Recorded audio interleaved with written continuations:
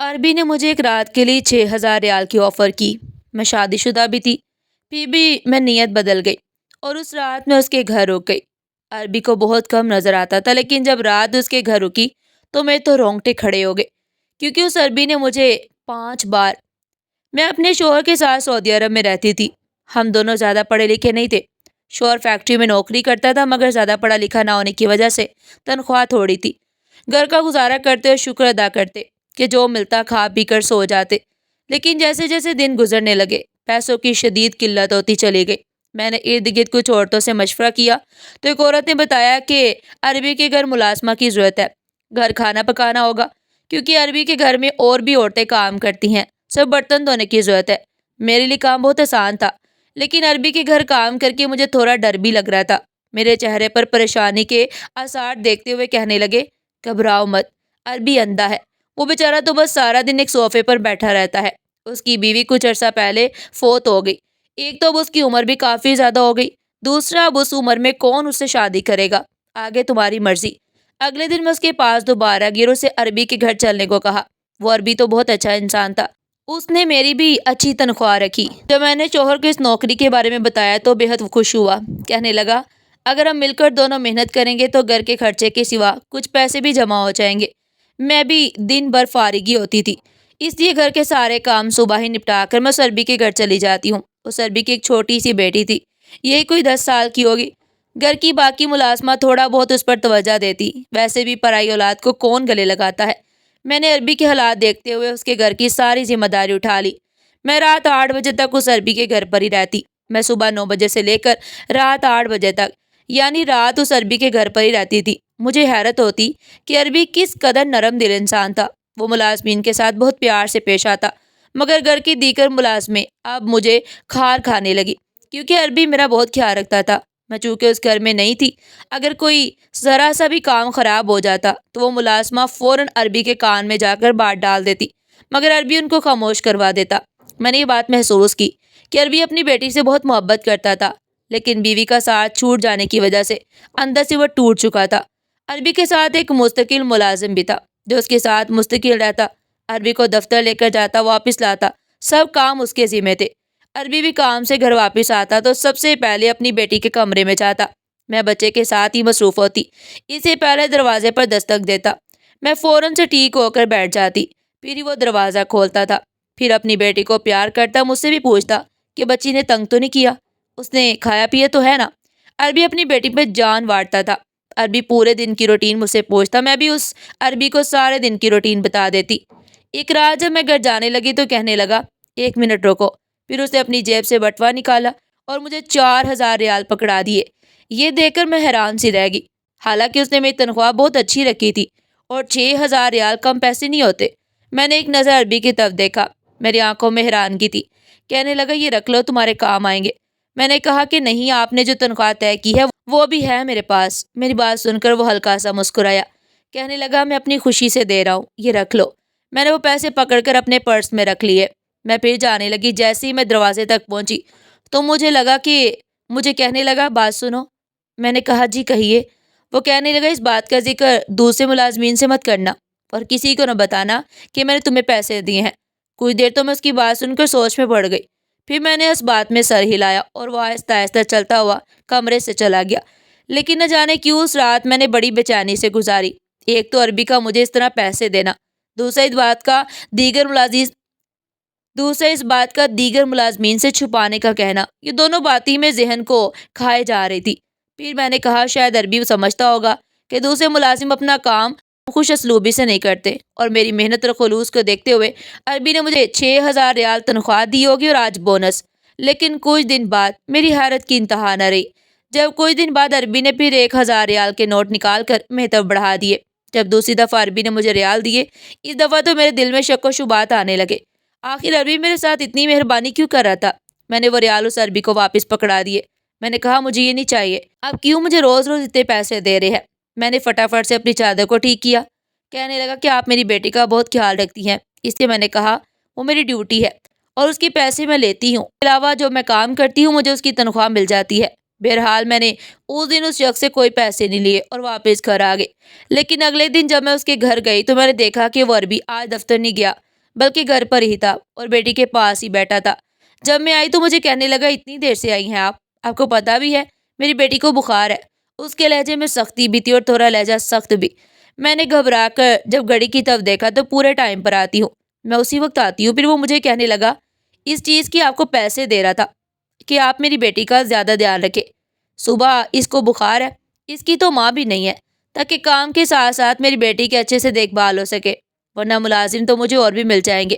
آپ کو اس لیے نہیں رکھا کہ آپ 12 بجے تک آئیں اور میری بیٹی بخار میں تپتی رہے۔ میں نے فٹافٹ سے اسے اپنے پاس بٹھایا۔ تھوڑی دیر بعد ڈرائیور ڈاکٹر کو گھر پر لے کر آ گیا۔ میں سمجھ گئی تھی کہ عربی کے پاس بہت پیسہ ہے، جو عربی نے ڈاکٹر کو گھر بلا لیا۔ ڈاکٹر کے جانے کے بعد میں نے بچی کو دوائی پلائی اور اس کے پاس بستر پر لیٹ گئی۔ مجھے عربی نے تاکید کی کہ جب تک بچی ٹھیک نہ ہو آپ گھر مت جائیں۔ میں سارے کام چھوڑ کر اس بچی پر توجہ دینے لگی۔ پورا دن میں بچی کو سنبھالتے سنبھالتے تھک گئی۔ کبھی اسے دوا پلاتی، کبھی نرم غذا بنا کے دیتی، مگر بخار کی وجہ سے وہ بہت چڑچڑی ہو گئی تھی، ورنہ تو میری بات مان لیتی۔ لیکن آج تو جیسے اسے تنگ کیے جا رہی تھی۔ میں رات تک بالکل تھک چکی تھی۔ جیسے ہی عربی آیا تو میں نے جانے کی اجازت مانگی تو مجھے کہنے لگے کہ یہ بات مناسب تو نہیں لگ رہی، لیکن میں بھی مجبور ہوں۔ اگر آپ آج کی رات میری بیٹی کے ساتھ رہ لیتی ہو، یہ آپ کا مجھ پر بہت بڑا احسان ہوگا۔ میں نے کہا کہ میں کیسے رہ سکتی ہوں، میرا شوہر 9 بجے واپس آ جاتا ہے اور مجھے اسے کھانا بھی دینا ہوتا ہے۔ یہ سن کر میں نے دیکھا کہ عربی کے چہرے پر عجیب سے تاثرات نما ہوئے۔ کہنے لگا کیا آپ شادی شدہ ہیں؟ میں نے کہا ہاں۔ میرا جواب سن کر اس کے چہرے کا رنگ اتر گیا، پھر ایک دم ہی اس نے اپنی بات بدل لی۔ کہنے لگا آپ اپنے شوہر سے کہہ دے کہ ایک رات کے لیے آپ کو یہیں رہنے دے، کیونکہ میری بچی آپ سے بہت مانوس ہو چکی ہے۔ رات بھر میں کیسے اسے سنبھال سکتا ہوں؟ پھر آپ اس کی دوا کے بارے میں اسی طرح سے جانتی ہیں۔ میں نے کہا ٹھیک ہے، میں اپنے شوہر سے پوچھ لیتی ہوں۔ میں نے موبائل نکالا اور اپنے شوہر سے کہا تو کہنے لگا ٹھیک ہے، تم آج رات رک جاؤ، میں کھانے پینے کا بندوبست خود کر لوں گا، رات بھر میں اس بچی کو سنبھالتی رہوں۔ اگلے دن بچی کافی حد تک سنبھل چکی تھی۔ پھر میں جب واپس جانے لگی تو عربی نے مجھے 1000 ریال پکڑانا چاہے۔ میں نے کہا یہ آپ کیوں دے رہے ہیں؟ اور وہ کہنے لگا آپ نے میری بیٹی کو بڑی مشکل وقت میں سنبھالا اور اس پر آپ کا حق بنتا ہے، اس سے اس کو انکار مت کیجیے گا پلیز۔ میں نے کہا آپ میری ممتا کو پیسوں سے کیوں تول رہے ہیں؟ بے شک یہ میری سگی اولاد نہیں، لیکن میں نے ہمیشہ اسے اپنی بیٹی کی طرح سمجھا ہے، اسی لیے اب اپنے پیسے اپنے پاس رکھی ہیں، مجھے ان کی ضرورت نہیں ہے۔ یہ کہہ کر میں نے اپنا پرس پکڑا اور میں گھر سے باہر آ گئی۔ میری شادی کو بھی 6 سال ہو گئے تھے، لیکن میری کوئی اولاد نہیں ہوئی۔ کئی دفعہ ڈاکٹروں کو چیک اپ کروایا، مگر قسمت میں اولاد نہیں تھی۔ کوئی پیر فقیر کے پاس جانے کا مشورہ دیتا تو کوئی کسی حکیم کا بتاتا۔ میرا ان سب چیزوں پر اعتبار نہیں تھا۔ اللہ سے دعا کرتی کہ ایک دن اللہ میری گوشت ضرور بھرے گا۔ انہی دنوں میرا شوہر سعودیہ کے لیے ویزا لگوانے کی کوشش میں لگے ہوئے تھے، اس لیے میں نے ڈاکٹر کے چکر کاٹنے سے بہتر سمجھا کہ اللہ تعالیٰ کے گھر جا کر دعا کروں گی کہ اللہ ضرور میری مراد پوری کرے گا۔ اس کے بعد ہم سعودیہ گئے۔ اتنے سال سے میرا شوہر کام کر رہا تھا، لیکن حالات جو کے تو تھے۔ لیکن میرے دل میں یہ خواہش تھی کہ اللہ مجھے اب اولاد دے دے۔ اس لیے جب اس بچی کو سنبھالنے کی ذمہ داری مجھے ملی تو میں نے یہ نہیں سمجھا کہ میں ملازمت کر رہی ہوں یا وہ بچی میرے لیے ایک بوجھ ہے۔ میں نے اپنی ساری ممتا اس پر نچھاور کر دی اور دل سے اس کو سنبھالتی۔ اگلے دن جب میں کام پر آئی تو میں نے دیکھا عربی پریشان بیٹھا تھا، لگتا جیسے اس کی ملازمہ جو کھانا بناتی تھی وہ کام چھوڑ کر چلا گیا۔ اسی بات کو لے کر عربی نے ڈھال ہوا پڑا تھا۔ اب فوری گھر میں کچن سنبھالنے کے لیے وہ ملازمہ کدھر لائے؟ میں سن کر خاموش ہو گئی، کیونکہ میں عربی کے گھر کے کسی کام کی ذمہ داری نہیں لینا چاہتی تھی۔ عربی میری طرف التجائی نظر سے دیکھ رہا تھا۔ میں جانتی تھی کہ وہ کیا کہنا چاہتا تھا، لیکن میرا اپنا گھر تھا، شوہر تھا، میں اپنا گھر سنبھالتی کہ عربی کے سارے گھر کی ذمہ داری لیتی، میرے لیے بہت مشکل ہو جاتا۔ خیر میں کچن میں گئی، فریج سے انڈے بریڈ نکالے اور عربی کو اس کی بیٹی کو بنا کر دیے۔ عربی کا چہرہ خوشی سے دیکھنے لائق تھا۔ میں نے دن بھر اپنا کام کیا اور شام کو گھر واپس آ گئے۔ پھر میں نہیں جانتی کہ کیا اور کیا نہیں، لیکن شام کو ہی مجھے عربی کا فون آیا۔ وہ مجھے کہنے لگا کہ فوراً سے گھر پہنچو، مجھے آپ سے بہت ضروری کام ہے۔ میں نے کہا اس وقت تو رات کے 11 بج رہے ہیں۔ وہ کہنے لگا کہ مجھے آپ سے بہت ضروری کام ہے، آپ کا آنا بہت ضروری ہے، آپ فوراً سے میرے پاس آئیں۔ میں نے اپنے شوہر کو بتایا۔ کہنے لگا میں نوکری چھوڑ دوں، عربی کے گھر جانا چاہتی تھی۔ میرے شوہر کا رویہ پہلے کئی دن سے بدلا ہوا تھا۔ بظاہر تو اس نے میرے ساتھ کوئی بات نہیں کی، لیکن شاید اندر ہی اندر اس کے دل میں شک کا بیج جنم لے رہا تھا۔ میں نے کہا کہ ہو سکتا ہے کہ اس کی بیٹی کی پھر سے طبیعت خراب ہو گئی ہو، مگر میرا شوہر نہیں مانا۔ میں نے دوبارہ سے عربی کو فون کیا، اسے صاف بتا دیا کہ میرا شوہر مجھے آنے کی اجازت نہیں دے رہا، آپ کو جو بھی کام ہے، آخر آپ کے پاس چوکی دار بھی تو ہیں، ان سے کروا لے۔ وہ کہنے لگا چوکی دار چھٹی پر ہے، ورنہ میں خود چل کر آپ کے گھر آ جاتا اور آپ کے شوہر سے بھی مل لیتا۔ میں نے کہا دیکھیے مالک، میں آپ کی نوکری کی وجہ سے اپنا گھر تو خراب نہیں کر سکتی۔ اس سے پہلے کہ وہ کچھ اور کہتا میں نے فون بند کر دیا۔